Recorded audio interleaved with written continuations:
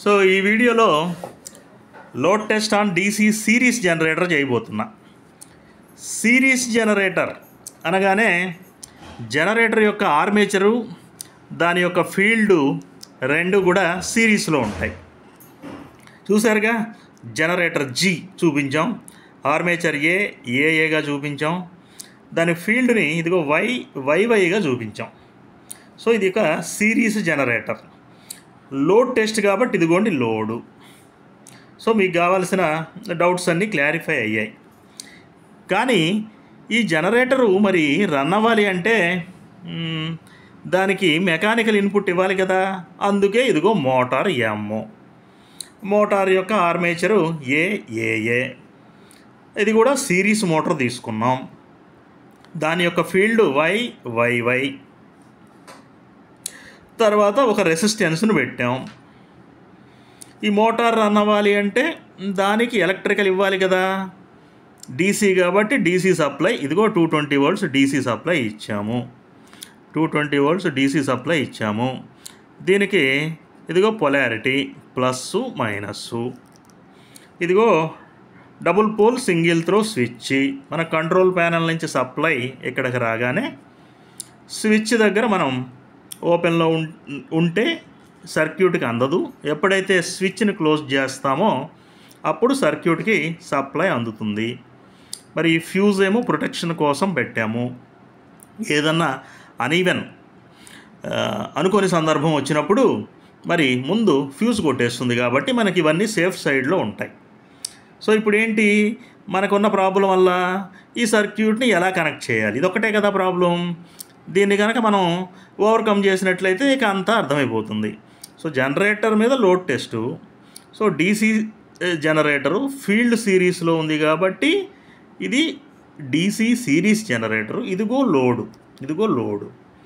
ఇది రన్ అవ్వాలి అంటే మోటార్తో కపుల్ చేయాలి. మోటార్ ఇచ్చేటువంటి అవుట్పుట్ అనేది దీనికి ఇచ్చినప్పుడు ఇది ఎలక్ట్రిసిటీని జనరేట్ చేస్తుంది.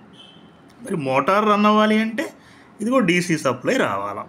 ఈ డీసీ సప్లైని మనం కంట్రోల్ ప్యానెల్లో ఏసీని డీసీగా రెక్టిఫై చేసి తీసుకుంటాం. సో ఇప్పుడు కనెక్షన్స్ ఇవ్వడం ఎలా, స్విచ్ నార్మల్గా ఓపెన్లో పెట్టుకున్న తర్వాత ఈ ఫ్యూజ్ ఎలాగూ అరేంజ్ చేసే ఉంటుంది. వీటి గురించి మీరు మర్చిపోండి. ముందు కనెక్షన్స్ ఇవ్వండి.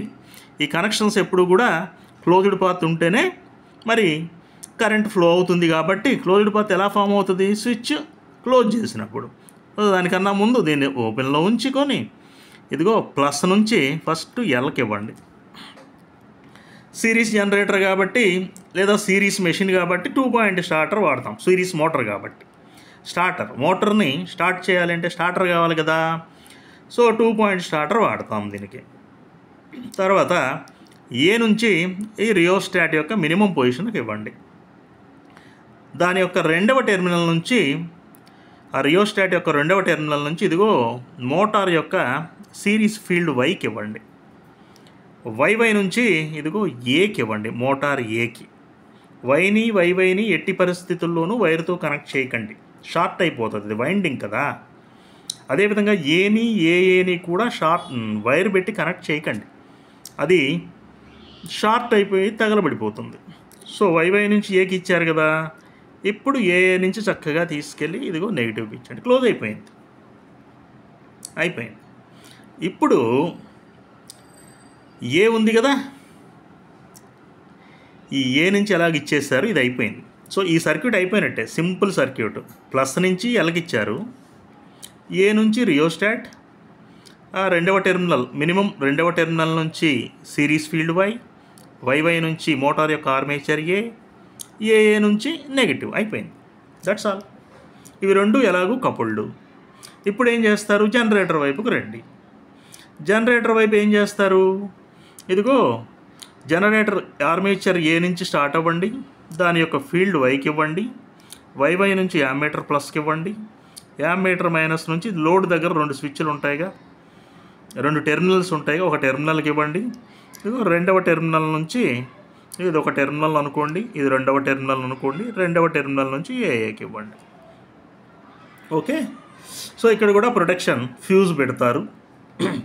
ఏదైనా అనుకోని సందర్భాల్లో ఎక్కువ కరెంటు మరి డ్రా చేయవలసి వచ్చినప్పుడు ఫ్యూజ్ కొట్టేస్తుంది కాబట్టి ఇవన్నీ ఐసోలేట్ అయిపోతాయి, ఇబ్బంది ఉండదు. ఇలా క్లోజ్ అయిపోయింది. ఇక మిగిలింది ఏంటి? వోల్ట్ మీటరేగా. ఈ వోల్ట్ మీటర్ను చక్కగా ఇది ప్లస్ అనుకోండి, ఇది మైనస్ అనుకోండి, ఈ ప్లస్ అని తెచ్చేసి ఈ లోడ్ యొక్క ఈ టెర్మినల్కి పడేయండి, దీన్ని తెచ్చేసి ఈ టెర్మినల్ ప్యారలల్గా ఇచ్చేయండి. సో అయిపోయిన తర్వాత మరి ఎలా దీని యొక్క ప్రొసీజర్ ఎలాగో, దీని యొక్క క్యాలిక్యులేషన్స్ ఎలాగనేది కామెంట్ సెక్షన్లో పెడతాను, చక్కగా చూసి నేర్చుకోండి.